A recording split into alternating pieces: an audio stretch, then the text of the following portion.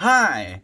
I thought this outfit would be very fitting for the video. Unfortunately, you can't see the whole thing. It is my gay superhero romper. take a take a little gander at that, baby. You can't even tell I have a beer gut when I wear. Well, lies, lies. It gave it away.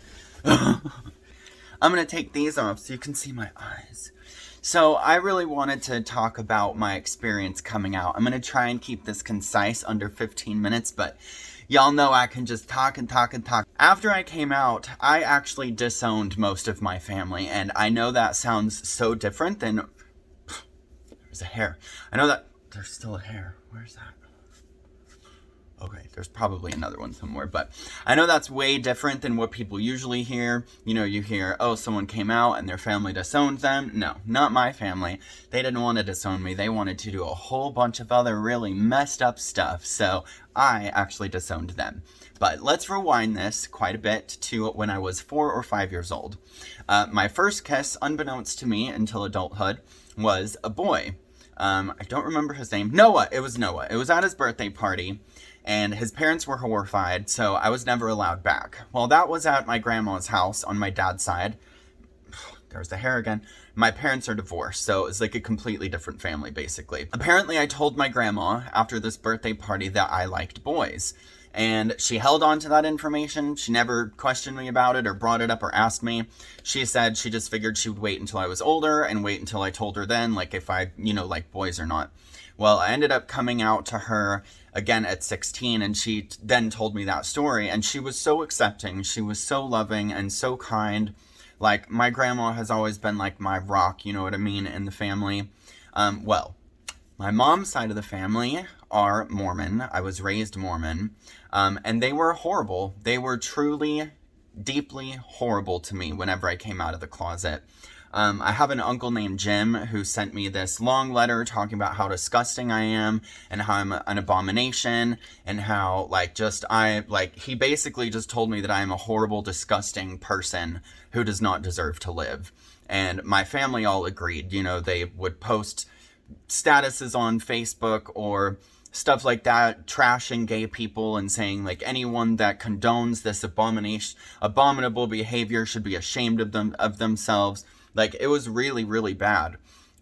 Well, they did this for years. I officially came out to all of them at the age of 17. And then when I was 18, I came out publicly after I graduated high school because I was not about to deal with all of that shit in school. Well, so after I do this, my family's making all of these horrible stuff on Facebook to the point where I ended up blocking them. The catalyst for me blocking them was my uncle, the same one that sent me that letter, my Uncle Jim. He posted a comment on one of my posts, defending homosexuality. He commented, homosexuality, I can never forget this. It's like burnt into my brain. He commented, homosexuality is just as evil as pedophilia, bestiality, rape, and murder, and I believe in the death penalty. So, if you want to read between those lines, he was saying I am all of those things, I'm just as bad as them, at least, and that he believes I should be put to death for being gay. And I responded, well, people like you who spew this type of hatred toward my community are responsible for a very high suicide rate, and I think anyone who is responsible for the death of another human being should be put to death too. Well, after I said that, my family went off. None of them saw a problem with what he said to me. Nobody saw that as problematic. But what I said to him was evil and horrible and cruel. So eventually I just blocked them. Well, I then, a few years later, I was like 23, I think. I had a cousin who still had them on Facebook and sent me a bunch of screenshots. And even 4 or 5 years later, these people are still trashing me on Facebook. Like you gotta remember, this is my family, the people I was raised with, the people that I thought had unconditional love for me, posting statuses to people I've known my whole life and, in our community. I didn't live in the same spot anymore, but I knew a lot of those people. And just posting for everybody I've ever known in my entire life to hear how disgusting I am. One of them accused me of wanting to molest their son because the Mormon church teaches that all homosexual men are pedophiles. So when I came out, I was accused of molesting kids. It was horrible, you guys. They would post this stuff publicly for people I knew to see, accusing me of being a pedophile because of their ignorant belief system and because of the horrible Church of Jesus Christ of Latter-day Saints that should be burnt to the ground. I'm still mad about it. Anyway, so after I got these screenshots and I'm like, wow, they really can't just let this shit go. I sent them a very long message telling them that they are no longer my family, that they are all evil, horrible people, and that I hope they go f themselves and burn in hell. My aunt threatened to sue me over this. Her son messaged me and called me a f*** and said I better not ever show my face there again. Like, okay. Like, it was horrible. They're such evil, bad people. They're like truly cruel, evil people. And it's because of their religious brainwashing. You know what I mean? If you know me, you know I'm very against religion because of what it's done to me in my life, what it's done to my family, what it's done to millions of people worldwide over the course of thousands of years, where Christianity has just run rampant and destroyed cultures, been responsible for genocides. Like, it's a horrible religion, and I do not condone Christianity at all. If you're a Christian, have a blast with that. Don't hurt people, please, because Christians love to hurt people. It's like their pastime. Anyway, I know I'm like talking fast, but I think it's like a sore subject, so I'm like, it's kind of scatterbrained. But yeah, so that's essentially what happened, and I disowned my family. From that point, I don't speak to them. I speak to a few of them. I mean, my mom are close, and then my dad's side, my grandma, I'm very close with her, and I've got a few cousins. Well, what the most amazing thing is that after all of this horrible stuff that happened when I came out, I have two cousins that came out. One as bisexual, one as pansexual and non-binary. And they both told me that they think I kind of got the brunt of the family's abuse, and that since they saw how that went with me, they weren't as cruel to them, but they are still very cruel to them. And that just made me so happy. Like, it made my heart sing. They said that I helped give them the courage to come out to the family, and like, if there was another one of us, like, it wouldn't be as bad, and it wasn't as bad for them.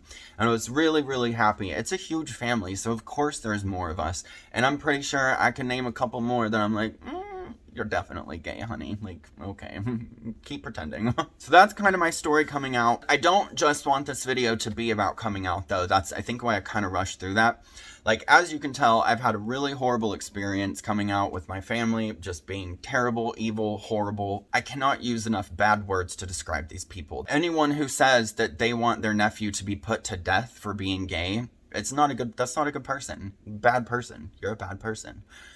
Not you. Jim, if you're watching this, you're a horrible, evil person. Anyway, I'm probably going to cut that out. I understand a lot of gay people have trouble coming out because they are scared of exactly the type of story I just told you. And here's the deal. It's terrifying. It hurts really bad. It hurts for years. The pain eventually gets a little bit better, but being disconnected from all of the people that you thought were going to be there for you for the rest of your life, and turns out they're just horrible, evil people that hate you and want to see you get murdered. That's a rough thing to go through. It creates a lot of trauma.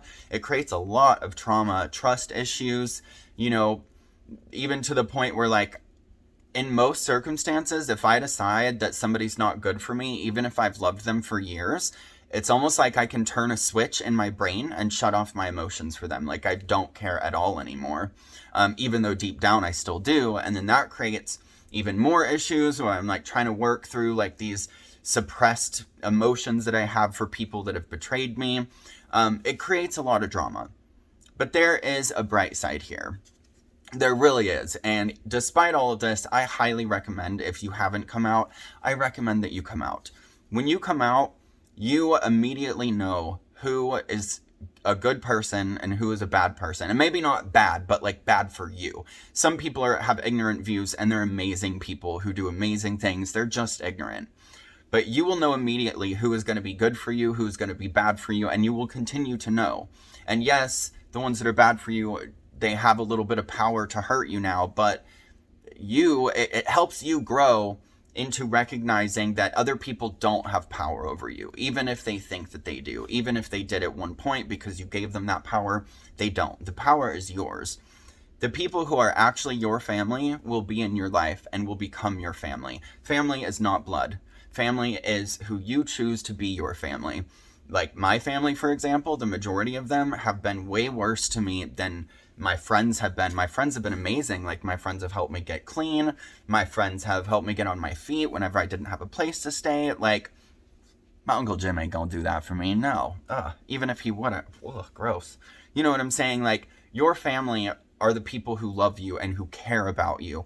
And if somebody is going to treat you badly for coming out, that is not your family. That is not what love is. And it can really show you who actually matters in your life. When you come out, you will know immediately who matters, who you should spend your time with, what relationships actually work and what relationships count. And that helps you in the future. As much as it hurts you, it really does help you in the future. Have an understanding of what true love and true family is. It also helps you be empathetic toward others who are different. Like when you find out that somebody is X, Y, or Z, and that's caused them a lot of pain in their life, maybe previously you wouldn't have really understood it, but now you do, because you've gone through something. And pain, if we allow it to, ultimately teaches us love and empathy and compassion. Again, if we allow it to. So you can go through these horrible experiences and go through your trauma and work through your trauma and turn this pain into power, into motivation to do better and be better and to treat people kindly, to have passion for others who, aren't in a situation where they're really able to help themselves. You can have that passion to maybe help them. And the thing with being gay, if you don't come out, you are always going to be living a lie. You are always going to have the secret side of you, this shame buried away.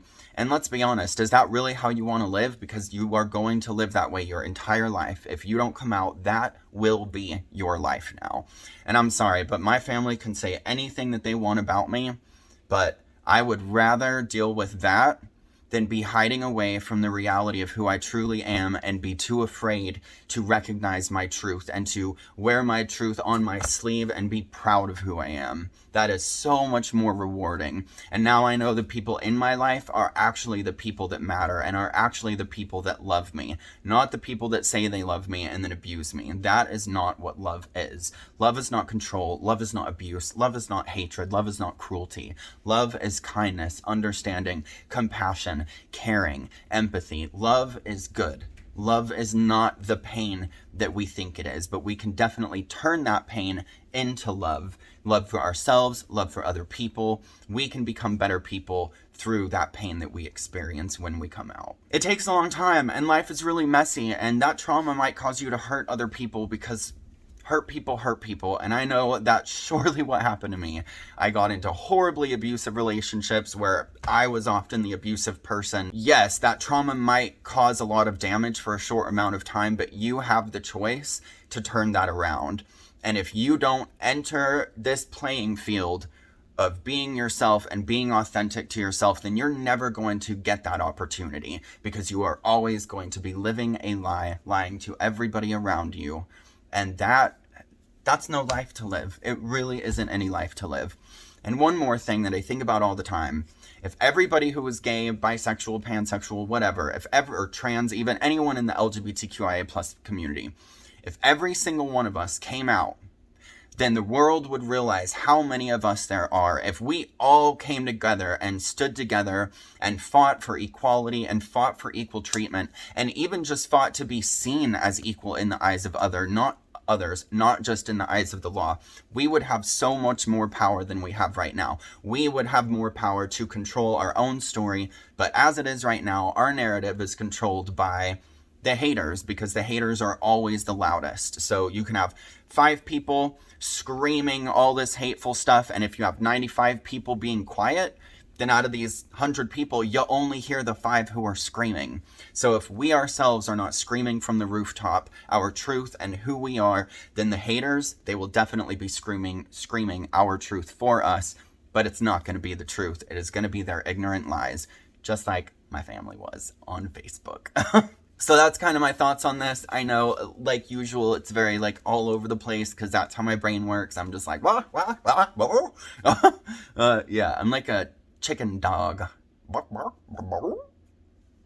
That's what a noise I make at my dog, and he was like, I hope you guys enjoyed this video. I love you guys so much. Thank you guys for watching.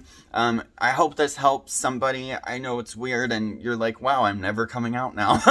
But no, it really is worth it in the end. It really, really is. Right now, as a 29-year-old, I am happier with myself and in my life than I have ever been. And I did not think I was going to get to this place. I never thought I was going to get to this place, but turns out I did. Actually, I do want to add something really quick before I end this.